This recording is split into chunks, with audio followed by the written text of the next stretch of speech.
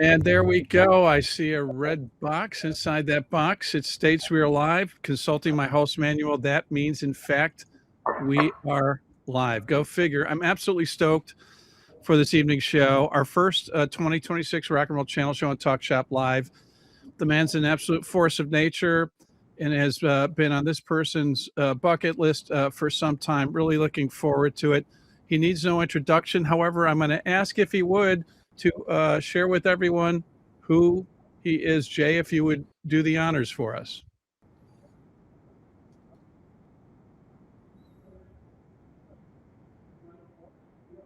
Can you hear me, Jay? I can hear you, Steve. And I think that there was some cross chatter going on. I can hear you now, Steve. Excellent. I can hear both of you. So, Jay, yeah, so if you would, introduce yourself to the fans out there as if you need an introduction.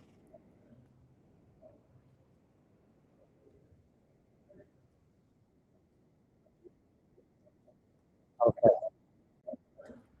I'm going to try this. I think we're getting some latency issues there.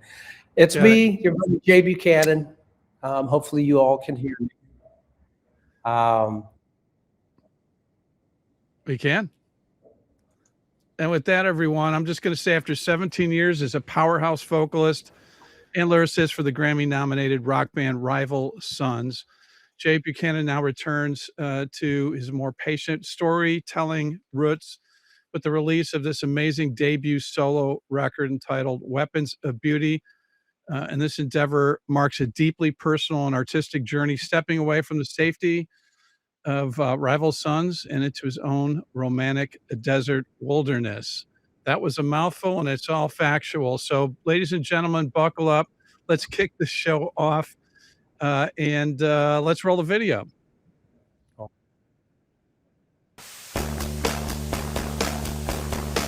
Thank you, Steve. You made it very easy for me.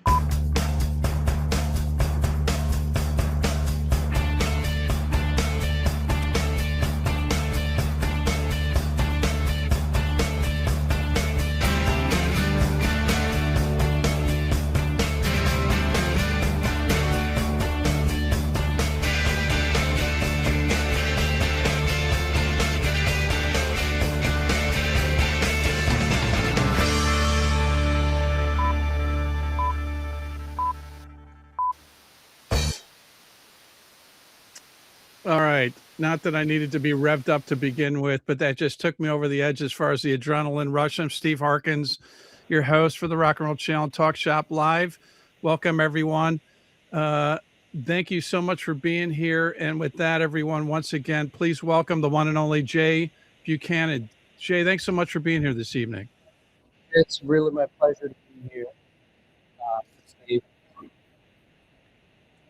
It's so great. And ladies and gentlemen, we're having really serious audio issues. As soon as you, on my end, there's like a 10-second delay. I can hear you the first time and then the second time, and then it repeats again. This is an interesting feedback loop. Not a problem. Ladies and gentlemen, I just want to let you know that we're celebrating an absolutely beautiful and important record, a must-hear and own album to help kick the doors down for 2026. Of course, I'm referring to Rival Sons frontman Jay Buchanan, who unveils his forthcoming debut solo record entitled Weapons of Beauty, featuring 10 amazing tracks. Now, the album releases on Friday, February 6th. However, Rock and Roll Channel fans and Talk Shop Live can purchase their copies right here and right now. And as Jay's way of thanking you fine fans, he's graciously agreed to sign a limited number of copies purchased here on the Rock and Roll Channel on Talk Shop Live. Now, to order your copies, hit the shop button on Talk Shop Live and on socials, Facebook and Instagram, comment shop. We will DM you a link, and the rest is quick and easy. And you know what?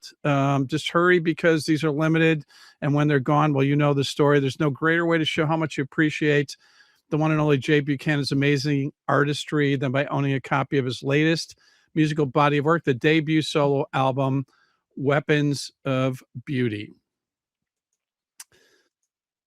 And with that, ladies and gentlemen, we're going to check back to see how we're doing with our guest. I think he's still missing in action. Derek, thanks for the heads up. I second that emotion. Thank you so much. And with that, ladies and gentlemen, I'll tell you what we're going to do is we're going to check out the opening track from Jay's forthcoming new debut solo record, Weapons of Beauty. Here's Caroline. And with that, if you would, please roll the digital.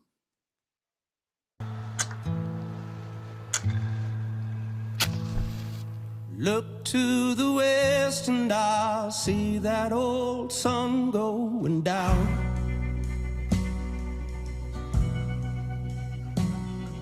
Strap on my boots and I'll go blow the roof off this town. In goes the liquor and out of my mouth comes the flame.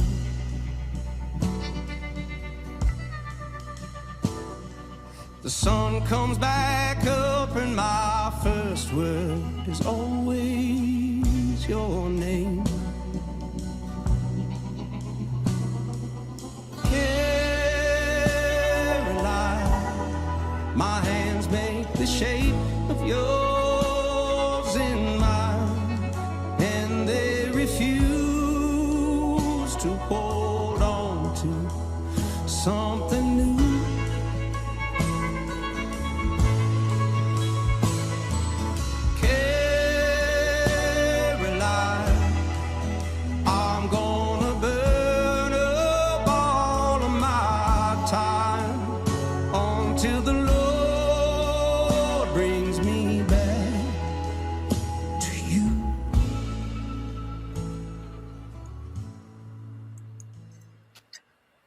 Beautiful track. That's the opening one from the forthcoming new solo record.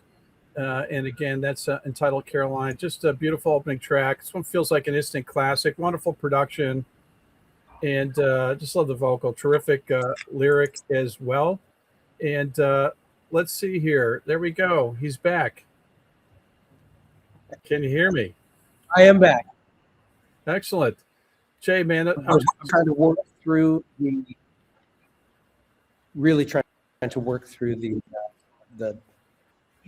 feedback issues that we're having on this. What I'm going to do is I'm going to mute every time you're talking, because whatever you said kicks back on 5 seconds after there and never repeats. I can't do right now because I have the volume down. I want to address everyone and say I'm really happy. And thank you for the kind words on the song. Absolutely. And with that, you know what, if you would, this one was co-written with Blair Daly and A Cry to a Lost Wife, I believe. I mean, it's just amazing storytelling on this record, starting with this great, beautiful opening track. Can you tell us a little bit about the background on the song?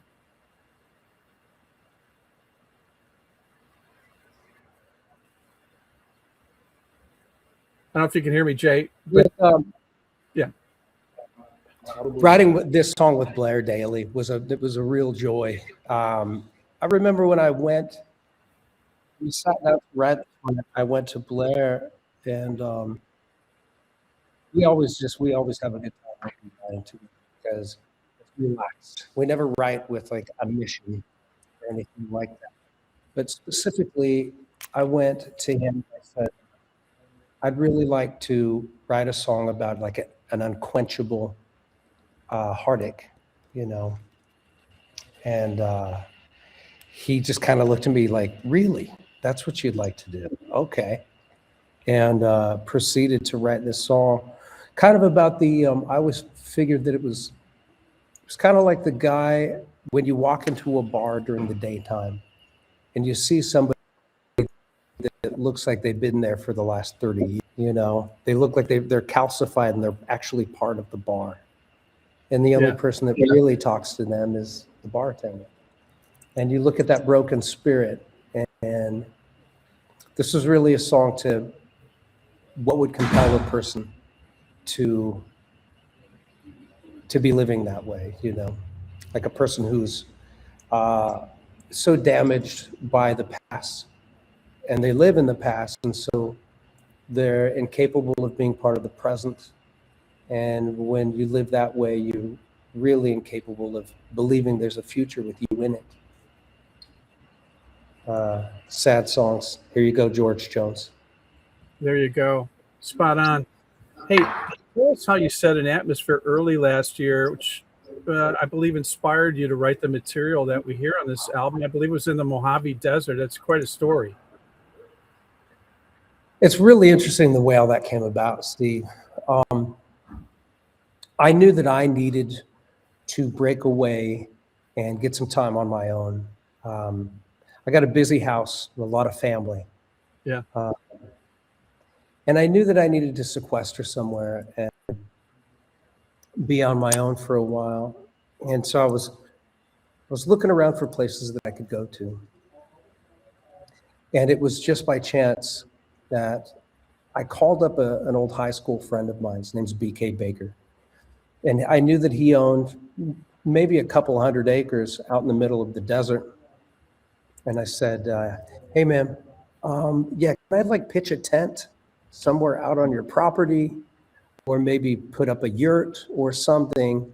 I need somewhere where I'm going to be on my own and I'm not going to be monkeyed with at all, for about maybe a month or so. That's what I was imagining. I was imagining maybe 3 or 4 weeks, maybe. Yeah. And he said, well, that sounds interesting. And he said, I have an underground bunker. Would that work? And I said, of course, man. So I drove up there, drove a couple of hours into the desert, basically halfway in between Los Angeles and Las Vegas, maybe. Right.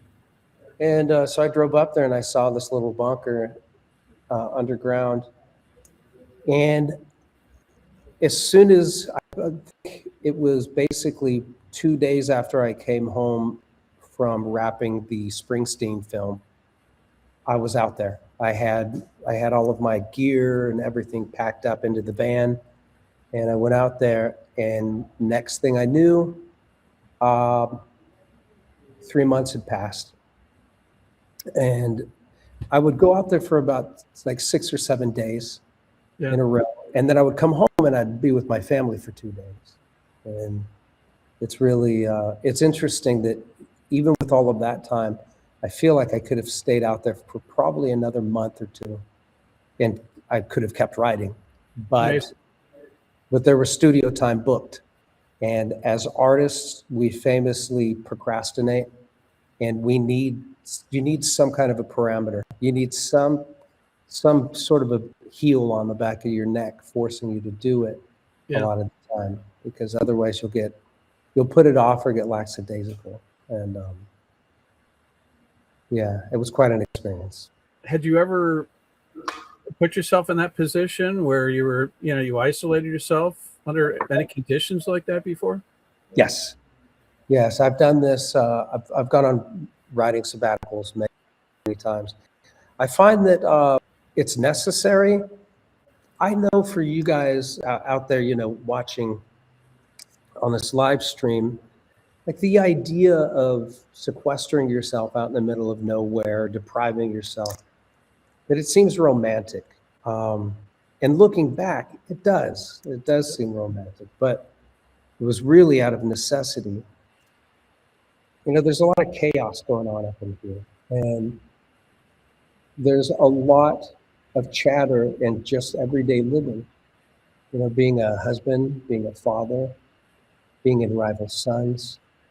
And I think that to really dig deep, for me at least, I need to quiet everything around me so that I can figure out what my inner voice is really trying to tell me. Yeah. And it's not easy. I don't have an easy time doing it, and it's certainly not a faucet you can turn on or off. But I think that it really turned into I think there was a lot of time out there spent just staring at the wall or staring out at a blank horizon, trying to swim out deep enough where the big fish are, you know. Yeah. And it takes time. Yeah, I try to explain to people, if they're not in a situation like yours, whether or not it was intentional or you were just, it's in your DNA, it was chosen for you. Your profession is one of the most unnatural lifestyles one should go through. So to balance being in rival sons, being a singer, songwriter, having a family, navigating all of that can be incredibly challenging. There's no roadmap for that. And it seems like it's pretty amazing, because it's kind of two extremes where you're kind of isolating yourself and then you go back, you know, to the family. But you somehow found balance in those things. What's crazy, Steve, is it didn't feel balanced. You know, it felt like, what's that sailors get when they are in submarines? Oh, when they go down too quickly, or they come up too quickly. Right. From a submarine, they get the bends. That's right. And I feel like there was a lot of that. There was a lot of those kind of cramps going on because of the serious inertia of going from being completely alone and just focusing. You know, I'd spend my days hiking around the desert or going and walking through these abandoned gold mines that were right next to where I was camping out. And then coming back and hitting a little league game, you know, and I would come back still wearing my North Face, you know, jacket and like my hiking boots and everything. And I think that I never really wanted to get too far out of the desert, even when I came home. And of course, I would keep in contact and FaceTime with family back home and everything. But I think that there was always this thing pulling and tugging at me while I would be out there, of wanting to go home. I wanted to pack everything up and just go back, you know, stay next to my wife or my 5-year-old and just be home. But know that I needed to work. And I think that what's really something is, I think that being out there, you could really feel, I mean, it was like a very acute feeling of when I wasn't producing. You know, you'd sit there for a week with your pole in the water and you just need a nibble. You need to reel in some kind of a fish. Yeah, sign. And coming back home and talking to my wife, she'd be like, well, how did it, like, I didn't catch a damn thing all week. Right. And it really gets discouraging and demoralizing, because it's easy to feel like you're wasting your time and to feel foolish. I think that artistic insecurity is somehow it's a crucial part of the recipe. Yeah. For all of it. I'm curious now. So having gone through that, you know, first of all, you know, what comes to mind is you could probably write a book on this, but you actually did. It's the album itself, I think, ultimately. The lyrics are extraordinary. And I'm just curious, with the final result, you have to feel really good about what you accomplished, the net result of all of this. Funny enough, with the whole time that I was writing this, you know, and I had a couple of tracks that I'd written, you know, with some friends. Yeah. But I needed to go out into the desert to finish everything up and to tighten up some of these songs as well. The entire process was really, it was really disorienting because of the push-pull and because of the insecurities, and also getting out there and spending so long to just begin writing and to try to, you know, the singer-songwriter within me, the solo writer within me, having these feelings like, you know, what are you doing? You know, why do you want to make a solo record now? Is anybody going to want to hear it? are you even still a singer-songwriter? I know that, like, romantically, I would like to think that I am. Yeah. But getting out there and really putting the rubber to the road, it took a while for me to really get things going. You know, it's kind of like, it's like opening the cage and still the bird doesn't fly out, Right. you know? And it takes a while because you become institutionalized to whatever mode of operations, you know, you become accustomed. Right. Environment. And that familiarity will lock you in. And you know, the bird in the cage, all of that stuff, like, I'm the one that put the bird in the cage. I Yeah. did that, you know? It's not just like life or anything. It's me not nourishing that part of myself. So then when I came calling to try to exercise that atrophied part of myself, it took a while for things to kick in. It took a while for me to even figure out what I wanted to write about.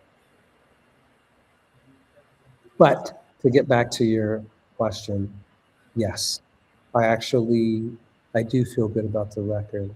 And I think up to the very second I got into the studio, I think that I was terrified. I'll bet. I think I was terrified.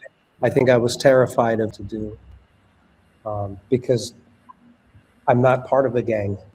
I'm doing this on my own. And I think that I was really terrified right up until the band started playing. The guys in the band, Chris Powell on drums, Leroy Powell was there on pedal steel, JD Simo on the additional guitars, Brian Allen on bass, and Philip Towns on the keys, and Dave Cobb, of course, playing acoustic guitar throughout. I think that as soon as we began playing, it was this stark reminder that, like, everything's going to be okay. Yeah. Because it's just music, and I've put in more than my 10,000 hours, and it's a very natural affair, and that I had put in the work, and that things were going to turn out. And I think that I wasn't exactly sure until we finished recording 5 days later, and I listened back to these rough mixes that Tom Tapley, our second recording engineer, sent to me, and I listened to everything that night before I flew out in the morning, and it was really that feeling of, oh my God, I think I did it. Yeah. I think it actually happened, and it was just like this whole cathartic thing, you know, that I was living with for a couple of weeks after that, you know. And of course I came home and I had to hit the road with Rival Sons right away. So. Yeah, so that kind of snapped the honeymoon, right? I mean, honeymoon was over. But I have to tell you, from the outside looking in, from the lyrics, your vocal approach as well, which is just extraordinary. You know, it's like you're a storyteller, and I love the dynamics and the approach that you take, you know, vocally, with each of the tracks. And musically too. I mean, and this kudos, I think, probably props to Dave Cobb. Even though you have a comfort level there, you're kind of going down new frontier. I'm a big fan of the production serving the song rather than the other way around. And it really feels like the performances, the instrumentation serve the song, let the songs breathe, and also showcase your vocals, which again are extraordinary on this album, that make this a really special record. Well, thank you for that, Steve. I think I've worked so much with Dave Cobb over the years. This marks the 10th album I've recorded with Dave. And Cobb and I have worked on tons and tons of other projects outside of Rival Sons. And but I think that that's such a familial relationship, and it really is family, you know. But I think that what you said is, even though it's very familiar, it's something different, you know. Right. Dave Cobb has been on my back about making a solo record for the last 15 years. And he would ask me, so how's the writing going? So how about that solo record? And I would just lip service. Oh, I'm working on it. Oh, I'm working on it. I'm working on it. Yeah, you know. And then Rival Sons keeps me so busy. Right. That I would just keep putting it off. And so I think that there really was, it was a lot of fun to record this with Dave, and also all of my other friends, you know, all of the musicians that are on that record, they're all good friends of mine that I've known for years. Yeah. In fact, the drummer and fiddle player, Leroy and Chris Powell, I've been playing with them since I was a kid, you know. It just so happens both of them, they grew up to be some of the most in-demand musicians in Nashville.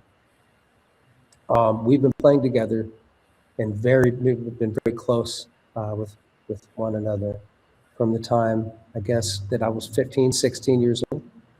And at that time, I think Chris Powell would have been 13, you know. Yeah. And so it was definitely a family affair, this entire record.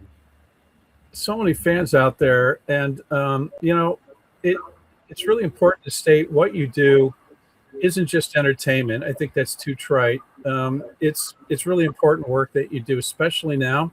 And not to make this political or anything, but you know, in today's contentious times, probably one of the few common threads that we have is music. And you know, whether you set foot on stage as the frontman for Rival Son, and I really believe when fans hear this record in its entirety, you galvanize, you bring people together as a unified front, and that's really important work. And so first of all, thank you for that. And it's as evidenced by the fans out there. Sepultura gal is saying she ordered the vinyl and looking forward to listening to the record. And I'll tell her if she's worried that she put in the wrong mailing address, Steve at TalkShop.live, send me it. I'll make sure it's right. You also have Pamela here from Canada. So your Canadian sisters, Angel, great to see you. Always great to hear you as well. And we've got Ime Hermida from Argentina. I mean, wow. Man, you're international, man. You're impacting everybody because you speak the international language and you really touch so many people. This album, I really predict, is going to take things to a whole nother level when they hear it. Boy, that sure would be great. That sure would be great. And I appreciate everyone's kind words here. Goodness, I've got 3 different screens to look at. Yeah, be careful. We don't want your head to snap off of your neck. I can't go through all of these, but I just see a lot of really nice things being said. So a lot of love out there. Yes, a lot of love out there. Thank you to everyone.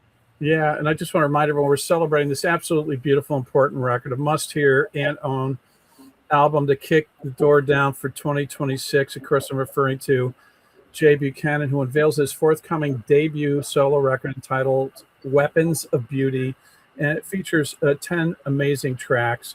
The album officially releases Friday, February 6th.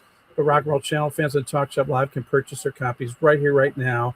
And as Jay's way of thanking you fine fans, he's graciously agreed to sign a limited number of copies, both in vinyl and CD, here on the Rock and Roll Channel, TalkShop Live. To order your copies, hit the shop button on TalkShop Live. Socials, that's Facebook and Instagram. YouTube comment shop will DM you a link, and the rest is quick and easy. And honestly, they're going to be gone. There's no question about it. And there's no greater way to show how much you appreciate one Jay Buchanan, his amazing artistry, than by owning a copy of his latest musical body of work. Jay, if it's okay with you, I'd like to share another track with the fans out there. Sure, yes, please. Okay, so here we go. That's why we're here. Let's check out another track from Jay's forthcoming new debut solo album, Weapons of Beauty. Here's True Black. It's the next single from the album, so you're in for a treat. Once again, Brendan, if you would, please roll the digital. I walk side by side with the wicked and the righteous. I wonder to which one of them I to rule, leave alone. I have tread the narrow path, and I have stumbled through the darkness. In the right I've done by many,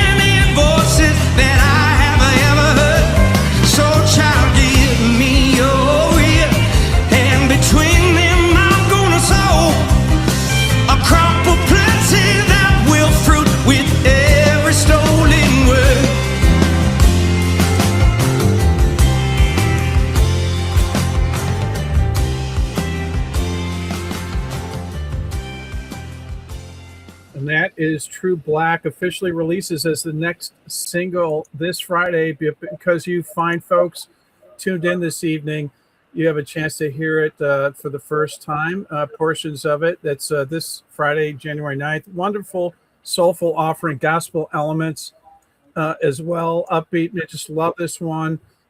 Great lyric, as is pretty consistent with this album. Was gospel ever part of your fabric and influencing? I know a lot of soul influenced you, but what about gospel? Kind of feel a little bit of a vibe there. Gospel's definitely part of it's woven into me. Yeah. I mean, if you're a vocalist, gospel is fun. You know, growing up, there was a lot of church in my childhood. And so the idea of gospel music was always around. And I think that as I got older, you know, things like the Staple Singers and, you know, Mavis Staples, I mean, come on. But all of my favorite vocalists, they all had gospel in them, you know, Aretha Franklin, Otis Redding, even Nina Simone. Now, with each one of those, especially Nina Simone, she developed a style that transcended gospel altogether, you know, and she just shot right out of it. It's the same thing, you know, with all of these great vocalists that I grew up on. They all started singing in church, you know, and I think that just informs and it shapes so much of a vocalist's approach, because I think that the sound of gospel music is the sound of community. It's the sound of that, you know, that communal singing together. And the song True Black was written initially, was a lot slower and hand claps and the whole thing. But I mean, look at me, you know, it's like, I didn't feel right about co-opting that entire thing. Like, I'm not a gospel singer. I'm a rock and roll singer and a songwriter and all of that stuff. But that gospel music is never too far away, because gospel and the blues, they go hand in hand. That's right. And that's just part of what I grew up grafted to, just all together. And so it's part of vocabulary. You know, those of us in the music industry have a bad habit of wanting to default to categorizing music. At the end of the day, great music is great music, right? And it speaks to people, regardless of what the origins are. So, and this one definitely speaks to us. Speaking of speaking to us, James Smith saying, I'm staying up late over here in Scotland to listen in. And that was the next single, James, to answer your question. So Friday is when it's officially releasing. Sam Presley III, thanks for being here. Elizabeth Presley saying, so very proud of you, Jay, family, success. And so many other people out there that are absolutely just so happy that you're spending the time this evening to talk about this record. High and Lonesome, that's the second track. Amazing vocal showcase, fantastic melody line. This one feels like an instant standard to me, with some country roots as well. And as I said earlier, I mean, here's an example where the production is sparse, serving that song, and then it amps up a bit appropriately during the instrumental break. There's some great dynamics throughout this one. And if I read into this one correctly, I think you were influenced somewhat particularly by this track. Again, when you were kind of in solitude, the Coyotes kind of spoke to you. I don't know if you can give them a writing credit, but they might have influenced this one a little bit. I feel like the funny thing is, Steve, is I feel like on this entire record, the Mojave Desert should have a writing credit. Yeah. Because that silence and that space and that solitude on this album, space and that patience, I feel like they're very much, that empty space is just as much a part of each song as any player in the band. Yeah. And certainly when I was writing High and Yeah, there was one night I was sitting out by the fire that I had outside of the entrance to the bunker. And I was sitting out there, and you have to understand, out there in the desert in the wintertime, there were a lot of nights that I couldn't have a fire because it would just be too windy. Right. And so, you know, nighttime with no campfire when you're out there alone, it's extra lonesome, you know. There's something about about building a fire that creates and provides a companionship. Right. That's really important. But on this night, I was sitting out there and I had my headlamp on out there, and I think I had a little bit of tequila, and I was sitting out there going over lyrics and, you know, going over different things, and I thought I could see something off in the distance because there was a hill adjacent to where I was camped out. And it's not, you know, like how you can kind of feel when you're being watched, or like there was just something coupled with, I thought I saw something. But so then I turned my headlamp on and I'm looking out, and I can just see, you know, three or four sets of eyes on the hillside. And I can't see what those eyes are attached to, or maybe it was two or three. But because there were so many, I knew, like, of course, that's coyotes, you know. Did you sense that they were focused on you specifically? Yeah, I think they were watching me. Yeah. Like, what's that guy? Of course, fire attracts life. That's right. You know, so if I have a campfire, they're going to be watching what's, you know, amidst all of this darkness. They're going to see this campfire and this jerk sitting around the campfire night after night, in the same way that they did 100 years ago. Right. Or 200 years ago, or 1,000 years ago. So I definitely got this sense, like, okay, I can see those couple of sets of eyes, so I know it's not like a mountain lion, you know? Yeah. Or just thinking, like, you know, I know that there have been sightings of jaguars Right. in the United States in the mountains, you know, and in some of the desert mountains, just thinking, like, that's just anything but a jaguar. Nobody needs, you know, 175 to 200 pounds of cat around. But I saw the couple of sets of eyes, and I knew that it was coyotes. And so anyways, I was just sitting there thinking about the not the coal miners, but the gold miners, Right. being right there, right where I was, sitting around the firelight and imagining the coyotes from, you know, 150 years ago, watching these gold miners, these prospectors, out by their little campfire lights, you know, late into the night. And it just made me think, it really brought home that, you know, that metaphor. It's like the commonality in between the gold miners going down into the mine, trying to seek their fortune, and, you know, the artist staying up late every night. Regardless of the distance of time, right? Yeah, exactly. I've always thought about that it's like, it's the same.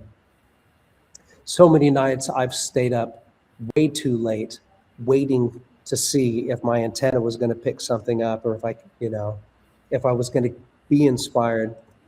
And so I would stay up far too late. And very much like that made me think of the gold miner sitting, you know, laying on his bedroll as he's trying to fall asleep, like hearing the gold in the rock singing him a lullaby. Like, you should have done. Yeah. You should have just done a little bit longer. I was right here. Right. Yeah, high and lonesome. Love it. Absolutely love it. Liv Johnston, thanks so much for being here. Jamie T saw you in Texas recently. One night solo, the next night with Rival Sons. Man, it doesn't get any better than that. What a journey that was. And saying, I'm so proud of you, Jay. Emily was here the last concert my husband and I went to before he passed was Rival Sons in Detroit. You guys are amazing.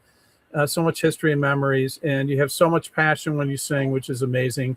Keep rocking on. And I go back to, again, what you do is important work. It's not just pure entertainment. There's a great example of that. That's great to hear. Absolutely. Tumbleweeds, man, such a standout track, man. You could build a film around this storyline, in my opinion, Jay. I love the vocals, which to me serves as like this melodic narration of the tale, the lyric. She turned the radio up a little more to let the static sing out its lonesome song. It is the wreckage in between, the things that we think we need to know, just discarded information. The DJ reads a dedication. This one's for you. He lost a little blood at the last stop. He lost a little bit more at the one before. This was tied somewhat to a journey made from Nashville back to California, was it not? Some of the seeds of it?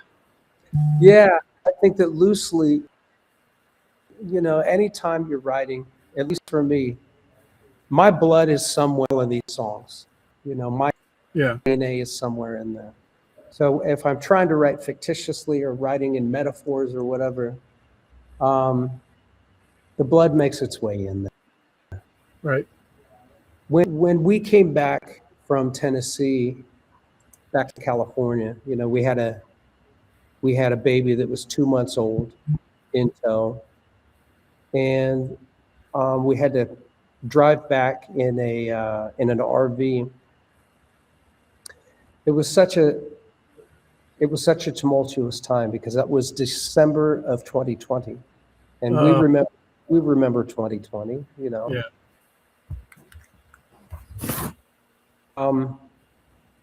It was a tough year for everyone. Needing to leave Tennessee because we had a baby that we needed to raise around family. Yeah. Because both of my parents are still with us, and both of my wife's parents are still with us as well. And when you're bringing the youngest generation, you know, into the fold, the greatest gift that you can give the oldest in the family is to put them around the youngest. That's right. And we knew that we needed to do that.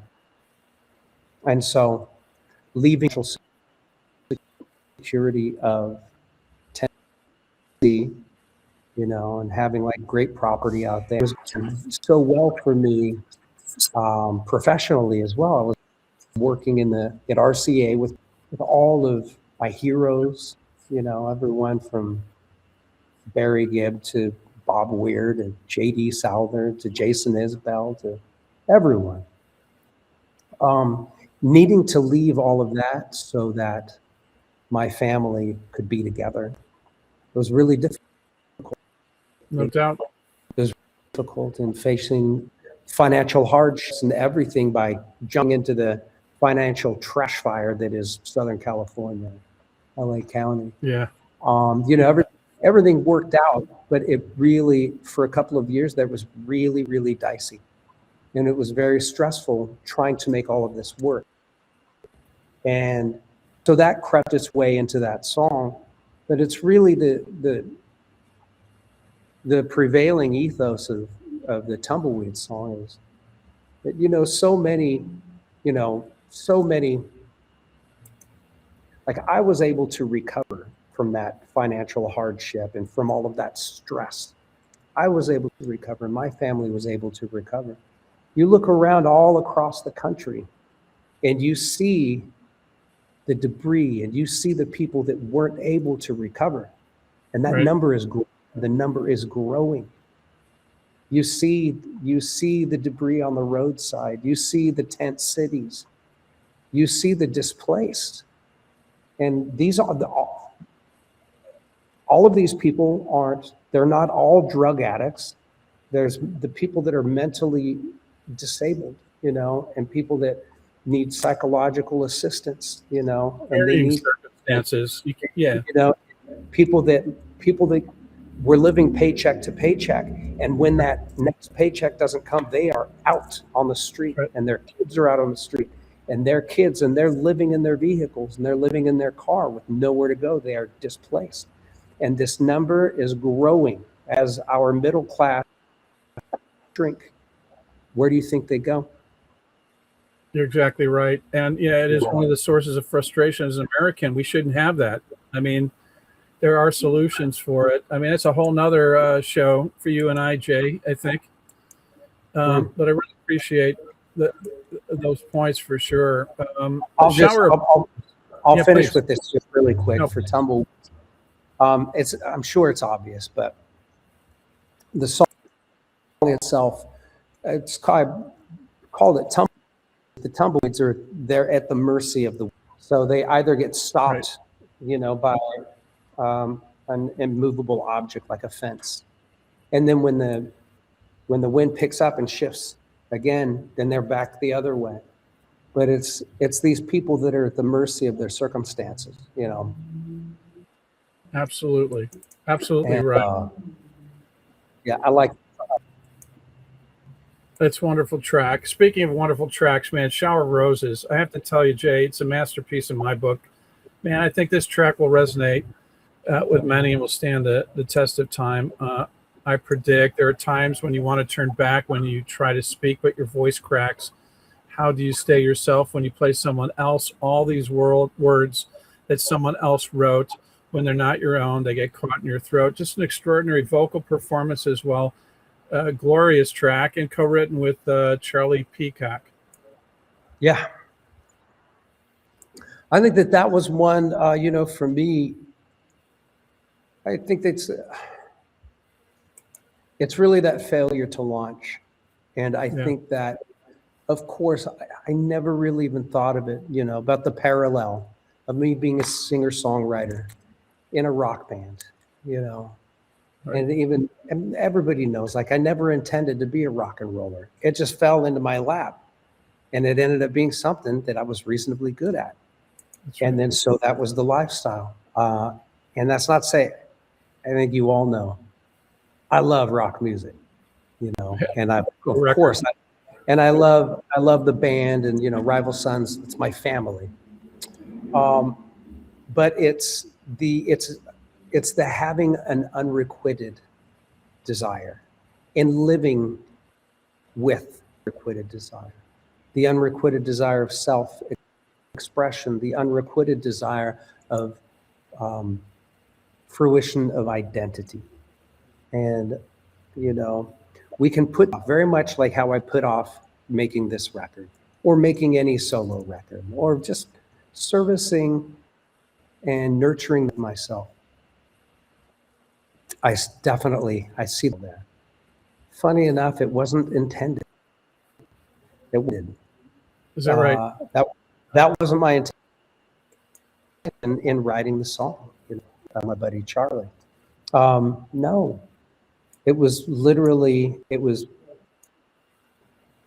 seeing the person biding their time, thinking that they needed to wait their turn, when Right. we make those rules up ourselves. We make those walls, and we make those ourselves. And said that, so then I feel that we placate ourselves, we placate those dreams, and we bide our time that way, thinking that somewhere, somehow, the universe or someone else is going to give us permission, when it really just doesn't work that way. You have to, you got to jump, and then, don't ask for permission, you beg for forgiveness, Exactly. Well said, for sure. Jeff Thompson from Traverse City. Thanks for being here. Also, Tommy Elms Sudui. I'm sure I probably did not do justice on your last name. Stacy is just saying, just want to thank you, Jay, so much for taking the time to share your experiences, and Scott Kurd as well. And you know what? We're going to play when we close out. Another wonderful track, Deep Swimming, upbeat 5 musically, yet another great lyric, as well. This one spoke to me, as did many of the tracks on here, Jay. And just wanted to share that and remind everybody again, you can purchase this upcoming great debut solo album, which is going to be released officially February 6th, but you can buy it now. And 10 incredible tracks. And as Jay's way of thanking you fine fans, he's graciously agreed to sign a limited number of copies on vinyl and CD. Hit the shop button on TalkShopLive on socials, Facebook and Instagram, and the rest is quick and easy. And there's no greater way to show how much you appreciate the brilliant artistry of one Jay Buchanan. Sway, man, just another standout, magnificent vocal, incredible range and dynamics.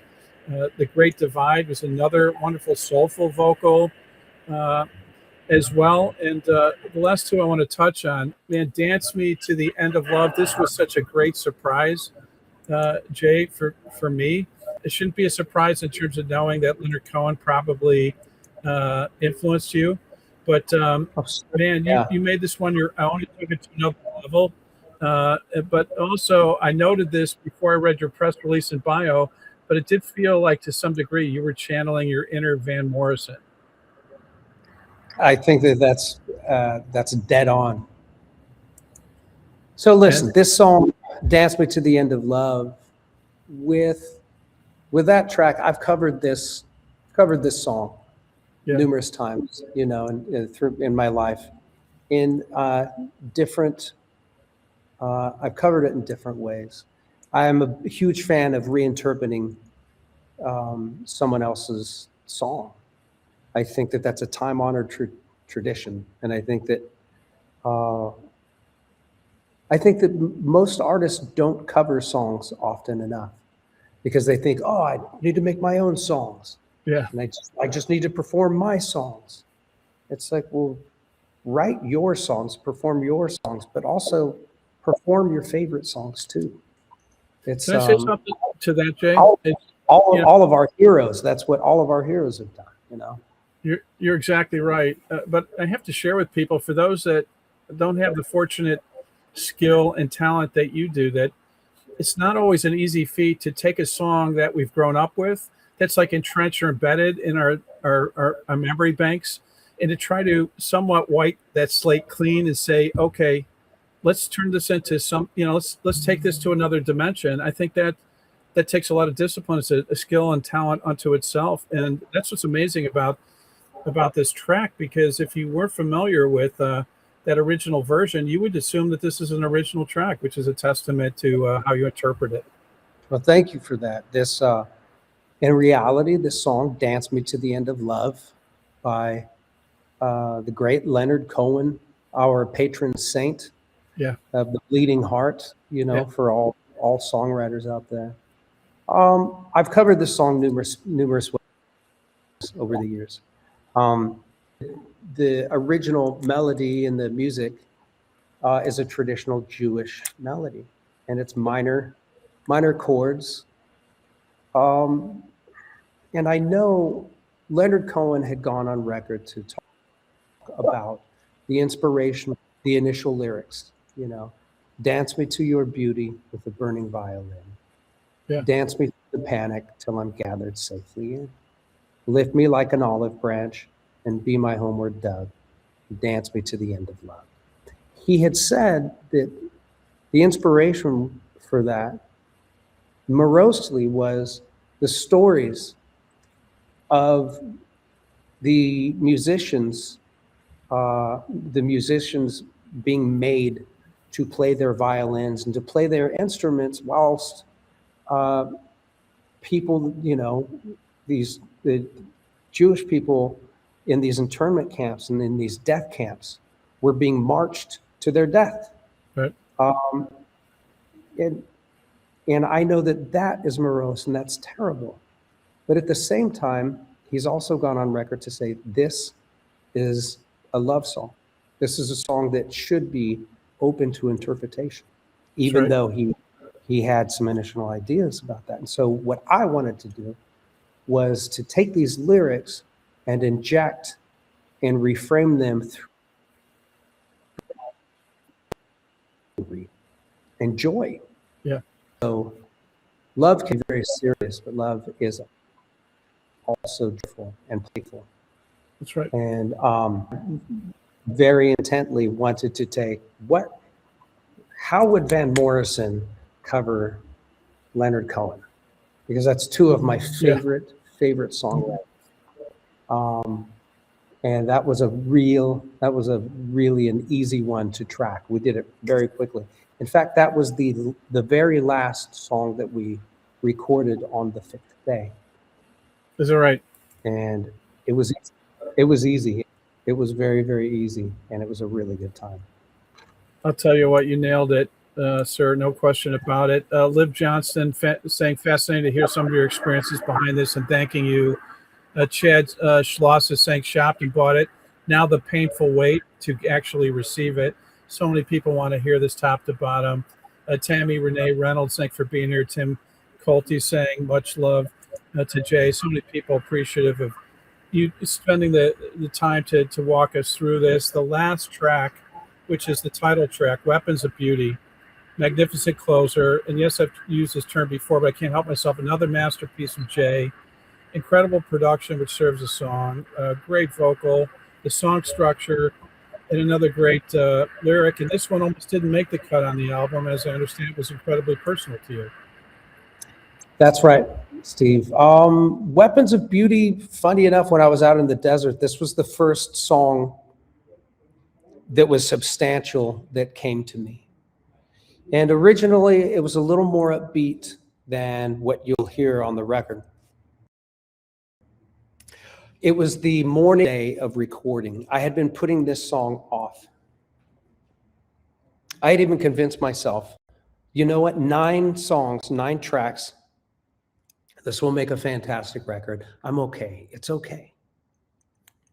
And so I had resigned to just skip this track, even though I wanted to call the album Weapons of Beauty. That's that insecurity I was talking about. Thinking it's not good enough. It's not good enough. I'm not good enough. All of my work, it wasn't enough. I missed the mark. And I think that artists, I think we make ourselves sick with these because we set the bar so high, and all we can hear is the voice of our heroes and their words and these songs that impacted us and are part of our lives, and everything else just falls short of that. Yeah. So I was in the shower that was up above the studio, and I knew the rest of the band was already down there because the band is staying in this big house that Dave Cobb converted into a studio out in Savannah, Georgia. And I was there, and I was just doing that thing of just standing in the shower under the water. What am I going to do? What am I going to do? Is this okay? Is the album going to be all right? Have I done what I planned to do? And I start singing the Weapons of Beauty. I start singing those lyrics to myself. I didn't even realize I was doing it. I'm like washing my hair and soaping up, and I find myself, oh, wait, this song, I've been going about it all wrong. The only thing I need to do is slow the song down and make everything about the lyrics. That's it. Make everything about the lyrics and serve the lyrics up slowly so they can be digested. Right. And so I dried off really quick and got dressed. And I ran downstairs and I went over to, in the control room, the whole band was in there goofing around and getting ready to have a great day. Meanwhile, I'm in a panic. You know, yeah. I'm in a panic. I'm like, am I going to finish this? I don't know. So then I go and I get Phil, the keyboard player, and I said, hey, will you come into the tracking room with me? I have this song on you through the arrangement. We went over to the upright piano, and it was just he and I in the control room. And I showed him the chords, and I showed him that melody that opens the song. And so he was playing the chords and playing that top melody, that top line. And so we worked through the arrangement really quick, and he wrote down his chart. And then I went back into the control room to Dave Cobb, and the rest of the band was in there. I said, hey, run through this really quickly and show you the arrangements of how the song goes, and you tell me what you're hearing. So then Phil Towns and I, we just run through the track really quickly. And then we come out and I said, so what do you think? And Dave Cobb just says, that's it. Yeah. The song doesn't need more than that. And I said, are you sure?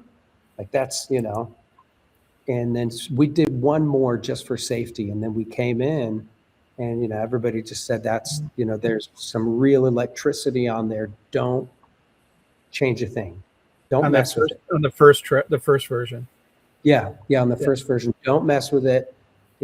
We'll add some strings, but that's it. And so that ended up being, one of my favorite tracks on the album. It just goes to show that like you don't know. You don't know. You can be even on your own record or, with all of the hard work I put in, to think that I suffered from imposter syndrome in my own session. Yeah. It's because while I was out in the desert, I was living in this hole in the ground. I wasn't sharing this music with anybody. Right. I didn't have a sounding board. I didn't send anything to my manager. Even Dave Cobb, one of my best friends, I didn't send any music to him. And I wasn't exactly sure what I had created. And that song, Weapons of Beauty, I'm so happy that we tracked it, and I'm so happy that that's the way the album ends. Well, as a fan, I second that emotion. I'm so grateful that you found a solution to get to the end game where you could share it. And I'm absolutely confident so many people out there are going to hear this and embrace it. It's going to speak to them. Just an extraordinary track, and thankful that you included it. And again, I just want to remind everybody that we're celebrating this debut solo record, long time coming for all of us fans. It comes out February 6th. To order it, just hit the shop button at TalkShopLive or comment shop on the Meta activations, whether it's Facebook or Instagram, and we'll DM you a link. And Jay has graciously autographed a limited number of copies. So purchase them before they're gone. Jay, what does 2026 hold for you? Will we see hopefully some shows that will showcase some of this great material? We will. I'll have some touring, some solo touring, some solo shows. And Rival Sons is going to make another record. And I'm going to be home for likely the next 4 to 5 months. So as my wife, we get her back to health. She's dealing with breast cancer. I'm so sorry. I appreciate that. And I appreciate everyone's well wishes. And she's going to be okay. Science and medicine they've come a long way. Yeah. But I just really want to focus on doing everything I can to make sure that she gets back to health. And Rival Sons, the whole band, they're behind me, and we're a family, and so everyone understands. But I'm going to take some downtime and make sure that she's okay, which she will be. Yes. And then after that, it's touring. I'll be right back to touring and making another record and doing the whole thing. I know we're speaking. Yeah, go ahead. Sorry. Oh, go ahead. No, you go ahead. No, I was just saying, I know I speak for all the fans out there. We're sending both of you much love and positive thoughts, and we know everything will be a positive outcome, as you say. But it's a testament to you that you make the decision to be there for as well. Well, I have the privilege of not having a boss. I have the privilege of being able to take time off, right, and to be there with her. Most people, they don't, out here in Southern California with Pink Lotus and Cedar Sinai and, all of these, City of Hope, like all of this, we have access to some of the finest in the world here.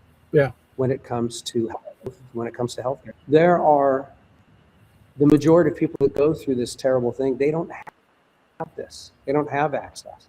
It's true. Husbands can't stay home with their wives to take care of them. And I just feel so incredibly fortunate that I get to do this, and that I have the support of the band, that I have the support of all of these people reaching out online. I have a very, very privileged perspective on this, and I'm very thankful for it. Appreciate you sharing that. Before we let you go, Jay, we'd like to thank all the fans for their love and their dedication, their energy and excitement for this album, which again, mind-boggling to me. It's the first solo record from Jay. And we'd also like to say special thanks to Jeff Varner from the Revelation Management Group, also to Nirupam Pratapgiri. I knew I probably butchered that, and Jody Eamon, also from Revelation Management Group, and to Mickey Wyndham, who for making this happen, for planting the seeds of 30 Tigers. Thank you, Mickey, for that. And also to Zach Walton from 30 Tigers, to Jake Anderson, our good friend, and all the partners at the Orchard, and the fulfillment partners who are going to be delivering all of these albums and CDs to you fine folks out there. That's All Media Supply. And to Brian, Tina, Brad, Joe, Jenny, Lavani, Marty, Kate, Brendan behind the scenes as well. Brendan, thank you. Also to Sam, but most importantly to Jay Buchanan for continuing to provide, all of your musical gifts for all of us. And Jay, with that, any last words that you'd like to share with the fans before we part company this evening? Certainly. I have a few thank yous to throw out there, just like you, Stephen. With putting this record together, I have so many people to thank. It's really a labor of love from people that love me, that helped me get this together. Of course, I have my manager and Jody and Niru, my manager Jeff Varner, for taking care of everything and helping facilitate everything to make this record happen. So there's that. My brother BK Baker with Creature Comforts for letting me stay in his underground bunker, out in the middle of the desert. Thank you to BK. Moving forward, all of the musicians that played on this record. My brother Dave Cobb for taking the time out, making this record in just 5 days. Yeah. And even from there, Daryl Thorpe. Daryl showed up and was able to be the recording engineer for 2 days, and then he got sick, and then he had to fly home. And then thank you to Tom Tapley for jumping in and driving all the way down from Atlanta to finish up recording engineer duties on this album. And then from there, before One Note was recorded, Jeff was able to, he was trying to figure out, my manager Jeff was trying to figure out, well, okay, who's going to put this record out? I want to say a very, very, very heartfelt thank you to everyone over at 30 Tigers, but most of all to Dave Macias, who without hearing one note, without hearing one song, got behind me and gave me the deal that I needed in order to pay for this record to be made. Yeah, that's a that is a huge amount of faith. Yeah. In a completely untested artist, and so thank you to Dave Macias and everyone over at 30 Tigers who continue to do a fantastic job with this. And then the only person that really got to hear these recordings, I sent a couple tracks to my good friend and distant cousin through marriage, Jeremy Lipking. Anybody in the arts community and that follow painters,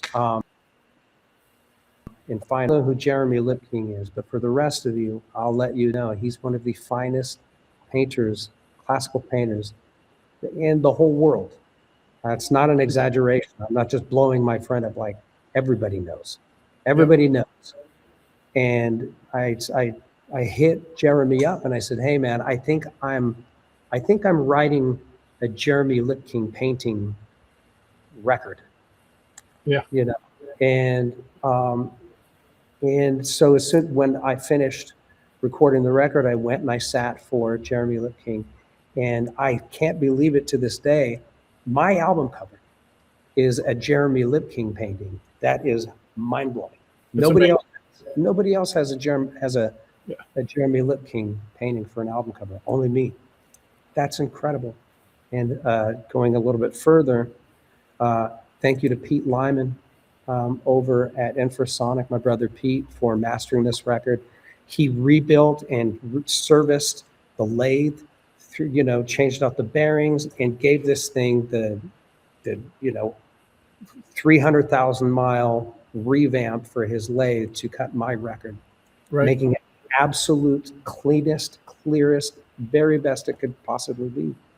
Thank you to Pete. Thank you to Johnny Jones at Coma Designs for providing such a fantastic layout album cover. Thank you, Johnny. Thank you to Sir Bob Cornelius Brifo, my brother in the Bloody Beetroots, who so graciously and generously took the photographs while I was in Italy that are on the interior of the record. Thank you so much to Scott Cooper, writer, director, producer, extraordinary. He's a visionary. He is the one that brought me in, along with Dave Cobb, for the Bruce Springsteen film, Deliver Right. Me From Nowhere.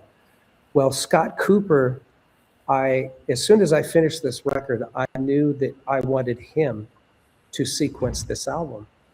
So as soon as I was finished, got a hold of Scott Cooper, and even though he was so busy in post-production, getting this Springsteen film put together, Scott took the time out and he listened to my rough mixes, and he gave me a full dissertation of why the album needed to be sequenced this way.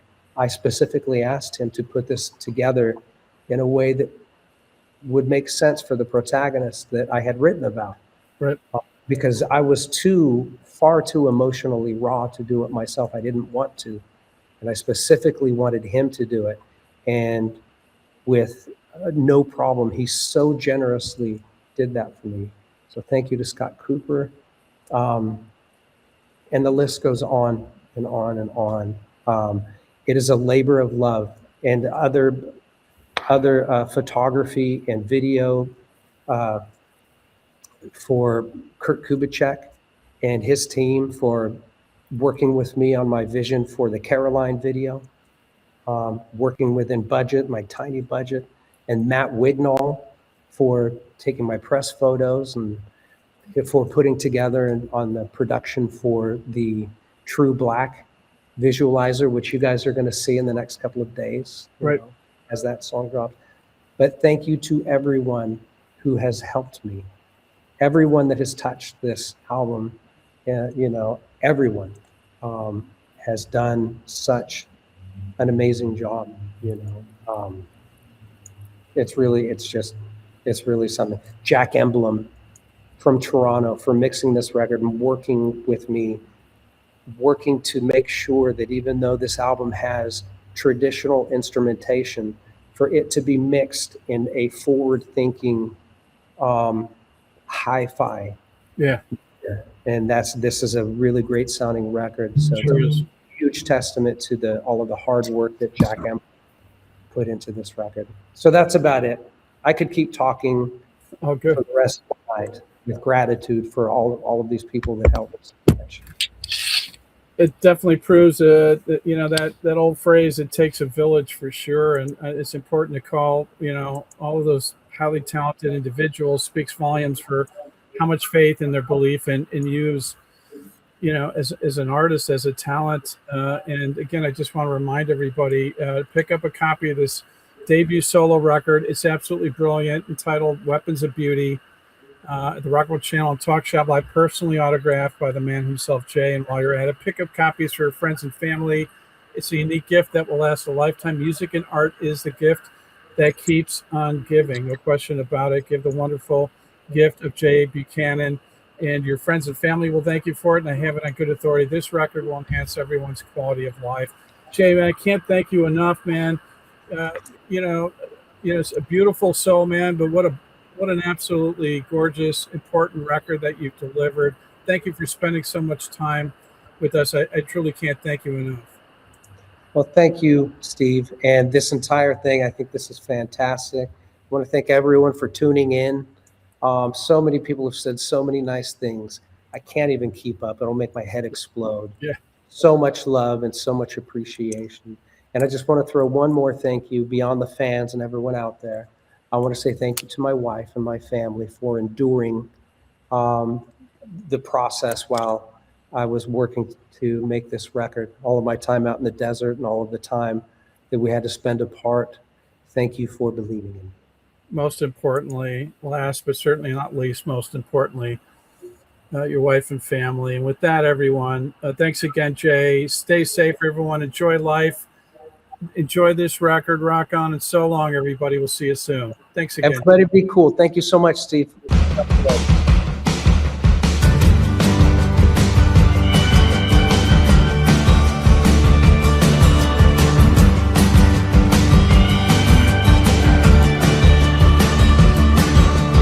chords and the clocks and the memories, and the clouds like outstretched arms, and the sun, the sprinklers and the fescue, like radios on surface charts.